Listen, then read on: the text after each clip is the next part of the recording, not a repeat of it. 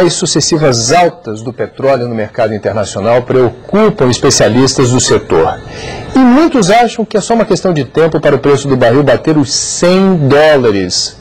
Aqui no Brasil esquenta o debate sobre a necessidade de aumentar a produção de combustíveis alternativos.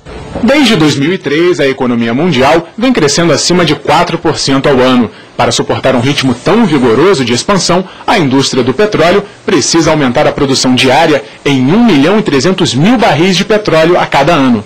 É mais da metade do que o Brasil produz hoje. Além disso, as incertezas geopolíticas são grandes. Antes, as turbulências eram amenizadas pela Organização dos Países Exportadores de Petróleo, responsável por 40% da produção mundial. Mas agora, o cobertor da OPEP está mais curto. Agora, o que está acontecendo é que a OPEP não só não tem capacidade ociosa, como ela tem que investir no aumento da capacidade da produção para poder atender a demanda crescente de petróleo a nível mundial. Com o preço nas alturas, a busca por petróleo disparou no mundo inteiro. Só que não há máquinas, equipamentos e mão de obra qualificada para todos.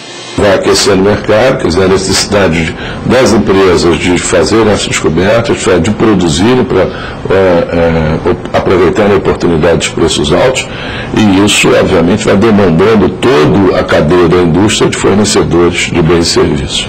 Os analistas chamam a atenção para o fato de que o cenário agora é bem diferente de todas as grandes crises mundiais do petróleo. Se antes o mundo reagiu à alta do combustível com inflação e recessão, dessa vez todos parecem dispostos a pagar caro pelo desenvolvimento. Como a inflação não aumenta em resposta ao aumento de preço, as taxas de juros mundiais continuam baixas e a demanda do petróleo continua aumentando, pressionando os preços do petróleo. Enquanto não houver uma queda na demanda, não há perspectiva para que haja uma redução nos níveis de preço. Algum dia haverá de chegar uma situação em combustíveis alternativos que você tenha um pouco mais de amenização nesses preços internacionais em função de alguma substituição, principalmente no segmento do transporte.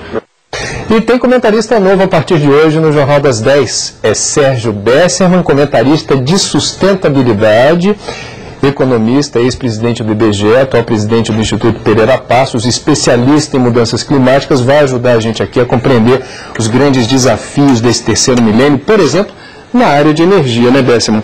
Esse aumento recorde do preço do petróleo interfere de que maneira no mundo que precisa reduzir com urgência as emissões de gases de estufa pela queima de petróleo, carvão e gás?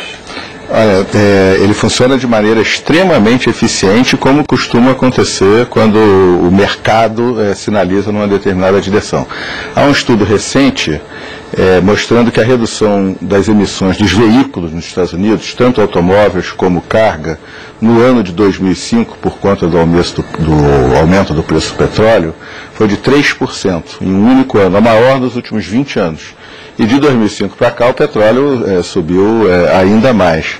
Então, é uma demonstração de que este aumento produz, do ponto de vista das emissões de gases de efeito estufa, que vem principalmente dos combustíveis fósseis, na prática, um impacto, às vezes, similar às das propostas de regulação governamental, como as do protocolo de Kyoto. Cai o consumo nos Estados Unidos, mas enquanto isso, na China...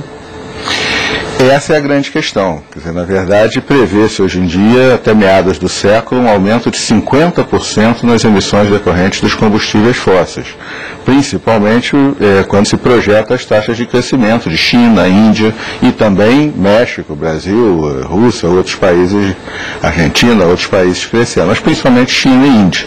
E a engenharia institucional do protocolo de Kyoto não traz metas de redução de emissões de gases de efeito estufa para países como China, Brasil, Índia e outros. De modo que o mundo inteiro tem um grande debate político pela frente até 2010. Qual é a expectativa que se deve ter em relação à produção de biodiesel, oleaginosas e etanol para substituir gradativamente o uso de petróleo e derivados como combustível? Não serão a solução, mas com toda certeza parte da solução. As necessidades de combustível, só no setor de transporte do mundo inteiro, somadas, já são um montante maior do que a produção de etanol e biodiesel pode alcançar. Isso haveria a necessidade de uma expansão dos campos em áreas que produzem alimentos, que são preservadas hoje em dia, seus biomas. Mas etanol e biodiesel serão um componente muito importante de um mix variado de soluções na linha das energias renováveis. Pergunta de São Paulo, Mônica Waldvogel. Boa noite, Sérgio Bessemer. A gente viu na reportagem sobre o gás agora há pouco o impacto que essa redução no fornecimento de gás para a indústria cerâmica vai ter no setor. O empresário dizia, vai cair nosso faturamento, nós vamos ter um crescimento menor, nós vamos ficar mais endividados, nós vamos ter que demitir. Portanto, a relação entre combustível, entre energia e crescimento é direta. Se a gente quer crescer, a gente vai ter que pagar esse preço. Alguma outra forma de não pagar tão caro pelo combustível fóssil? Mais planejamento. Por exemplo, o gás natural que está fazendo falta às cerâmicas para a sua produção, ele no caso dos veículos automotivos, subsidiado fortemente, é vendido a um preço muito barato. E o etanol, por exemplo, que acabamos de conversar, tem um balanço nas emissões dos veículos muito melhor que o gás natural, assim como o biodiesel para o transporte de carga. Seria o caso desse subsídio favorecer combustíveis que reduzem as emissões de gases de efeito estufa, como etanol e biodiesel, e viabilizar um aumento da oferta de gás natural para a indústria de cerâmica. Então, mais planejamento e a geração de sinergias certamente traria uma eficiência maior ao sistema. Bessemer, para terminar, no próximo mês de fevereiro vamos estar completando 3 anos de ratificação do Tratado de Kyoto. E nesses 3 anos, até onde eu sei, você me corrija, as emissões de gases de estufa só fizeram crescer. E a queima de petróleo também. Essa curva permanecerá ascendente? Os países reunidos em Viena, há pouco tempo atrás, uma reunião patrocinada pela ONU, consideraram que a meta necessária a ser atingida, será discutida agora em Bali, em dezembro, é uma redução das emissões de 20% a 40% até 2020. Pela primeira vez fala-se de um prazo tão curto. A previsão business as usual, quer dizer, se tudo continuar a ser feito como é feito hoje, como falamos há pouco, um aumento de 50% das emissões.